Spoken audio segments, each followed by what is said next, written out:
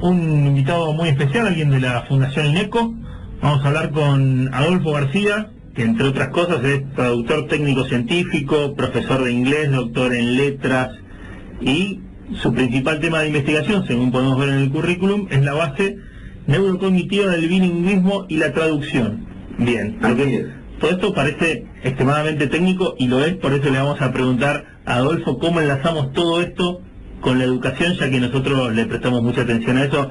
Buenas tardes, buenas noches. Adolfo, te saludan Flavio Fernández y Gustavo Faza desde General Roca, Río Negro. Hola Flavio, Gustavo, buenas noches, gracias por la oportunidad de participar en el programa. Buenísimo. La verdad que para nosotros es un lujo poder hablar con alguien de una fundación tan prestigiosa como es la Fundación INECO. INCID fue el dato que me pasó Pat, la gente de prensa, y en realidad en estos momentos en la educación argentina una de las cuestiones, ¿no?, que se plantean, imagino que por ahí vos sos como investigador y sos un experto en el tema, ¿no? El tema de el bilingüismo, o si es realmente importante que nuestros estudiantes, sin tener en cuenta el nivel del sistema educativo, puedan comprender y puedan procesar, ¿no?, o por lo menos dos lenguas, la materna y alguna más, ¿verdad? Claro, sí, por supuesto que lo es, y esa es una importancia cuya justificación excede a la ciencia en sí, ¿no? Primero, el bilingüismo, más allá de las apologías o las críticas que uno pueda tener respecto del rol que ocupa o no en el sistema educativo, es un fenómeno real en el mundo y creciente. Según definiciones actuales de qué es el bilingüismo y cuáles son las características que debe reunir una persona para ameritar ese rótulo, más de la mitad de la población mundial, y de hecho hay estudios que sugieren que algo así como 2/3 de la población mundial serían bilingües, ¿no? Estamos hablando de personas que tienen un desempeño funcional en cualquier nivel que les permita cumplir sus objetivos comunicativos en la vida cotidiana en más de una lengua. Es un fenómeno creciente e inexorable, básicamente porque un montón de desarrollos culturales de las últimas décadas, y de hecho remontándonos en el tiempo, que nos han acompañado a lo largo de la historia, promueven el contacto entre lenguas, y con ello el hecho de que la comunicación verbal humana no pueda alcanzar su máximo desarrollo en el contexto de personas que manejan una sola lengua. Distintos sistemas educativos, por no decir la mayoría de ellos, abogan por el bilingüismo, y con buena razón. El bilingüismo es uno de los requisitos para la inserción en distintos ámbitos profesionales, e incluso en cuestiones más triviales como las comunicaciones online, o mínimamente para acceder a contenidos en redes sociales, en la industria del entretenimiento y demás. Tenemos que tener competencias en por lo menos más de una lengua.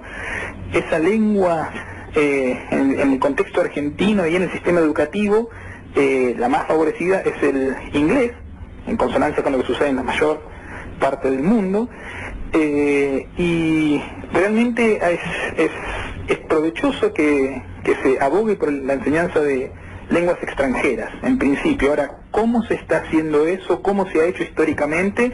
Ya es materia de debate, ¿no?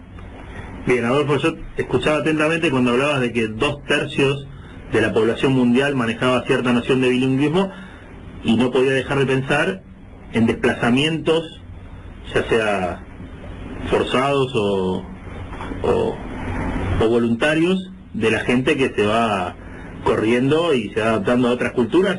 Mi padre particularmente hablaba ucraniano, pero nunca llegó a escribirlo, porque sus padres lo hablaban en su infancia y siempre lo habló, pero nunca lo escribió. Me acordé de eso automáticamente.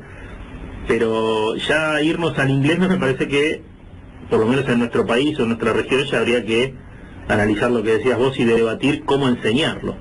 Sí, lo que mencionas es muy interesante porque debido a que la definición actual del bilingüismo es tan amplia, recoge una población tremendamente heterogénea, ¿no? Dentro de ese 50 o 60 o 70% de la población mundial que amerita ese rótulo, hay una variabilidad en distintas variables, distintas formas en las que esas personas son o ameritan el rótulo de bilingües, ¿no?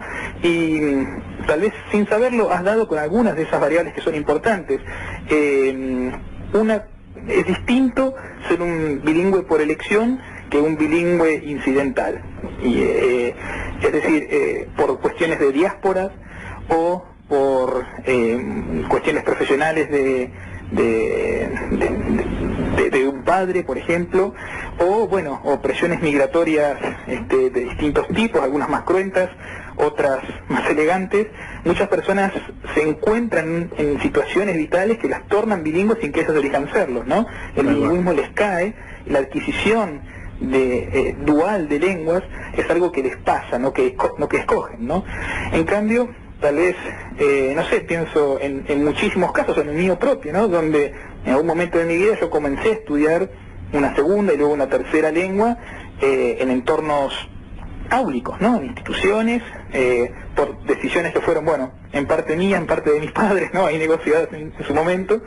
Y ahí los mecanismos de incorporación de información lingüística, del vocabulario, de la gramática, etcétera, son muy distintos.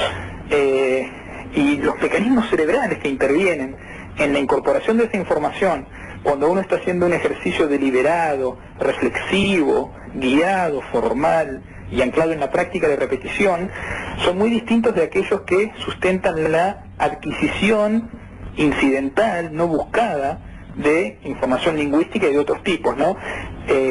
Entonces, esta es una de las variables que opera en la gran heterogeneidad que hay al interior de la población bilingüe. Otra cosa que vos mencionaste es hay personas, ¿no?, que pueden desempeñarse bien tal vez en modalidad escrita y no pueden hacerlo en modalidad oral con tanta fluidez. Hay gente que es muy buena en modalidades receptivas, son muy buenos para leer una lengua extranjera, pero les cuesta mucho traducirla, ¿no? Toda esta complejidad y esta variabilidad hacen que el bilingüismo, ese sustantivo, esa única palabra, sea un poco tramposa, porque detrás de esa palabra solemos reificar, solemos asumir que existe una sola entidad, algo concreto que es invariable, y muy por el contrario nos encontramos con un crisol de formas de ser bilingüe. Bien, y nombraste, ya que hablamos de procesamiento léxico-semántico, estoy pensando en la educación de mis hijas. ¿Hay una edad específica para fomentar, para estimular el bilingüismo, la adquisición de otro idioma? ¿Hay alguno que tenga más dificultad que otro en cuanto a que libere esos procesos cognitivos que nombraste? Toda edad es buena. No hay una edad en la que yo te diga, no, acá la verdad no abogues por el bilingüismo, ¿no? Ahora, dicho eso, cuanto más temprano, mejor, y por distintos procesos que oscilan entre lo madurativo, ¿no?, lo neuromadurativo, y lo cultural, hay momentos, ventanas óptimas a lo largo de del desarrollo de un niño que hacen que la incorporación de ciertos tipos de información se vea particularmente favorecida. Por ejemplo, hay una ventana crítica para el desarrollo de habilidades fonológicas, por ejemplo, ¿no? La capacidad de reconocer distintos sonidos de las lenguas, ¿no?, distintos fonemas, para usar el término técnico. Discriminar entre, por ejemplo, la P y la B, B, es algo crítico para poder reconocer palabras distintas, ¿no? Claro. Si no, yo no puedo reconocer la diferencia entre pala y bala, por ejemplo. Y con ello, para entender distintas cosas y empezar a entrar en ese mundo de distinciones y categorizaciones que nos propicia el lenguaje.